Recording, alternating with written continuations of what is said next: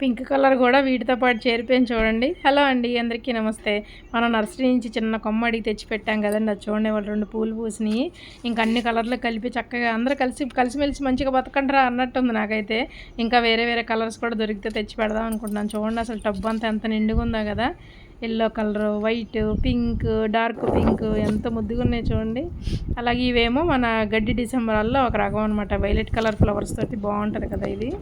ఇంకా విరజాజి అయితే చూస్తానే అసలు ఎంత ఎదిగిపోయిందనండి. నాకైతే భలే హ్యాపీగా ఉంది. బుష్ వెరైటీ తెచ్చి పెట్టాను కదండి, చూడండి అసలు ఎన్ని మొగ్గలు ఉన్నాయో. అసలు చూస్తానే అంత ఎత్తి ఎదిగిపోయింది. ఎందుకో చూడలేదు అసలు నేను. పక్కన కాస్మోస్ మొక్కలు ఉన్నాయి కదా, వాటిలో కలిసిపోయింది, చూసుకోలేదు. ఇప్పుడు ఎండిపోయిన పాత మొక్కలన్నీ తీస్తూ ఉంటుంటే దీన్ని చూశానండి. అబ్బా, చెట్టు నిండా ఎంత మొగ్గ వచ్చిందంటే ఎంత బాగా ఎదిగిందండి మొక్క. మన పిల్లలు మన కళ్ళ ముందు అలా కనిపించకుండా ఎదుగుతుంటే ఎంత సంతోషంగా ఉంటుంది కదా.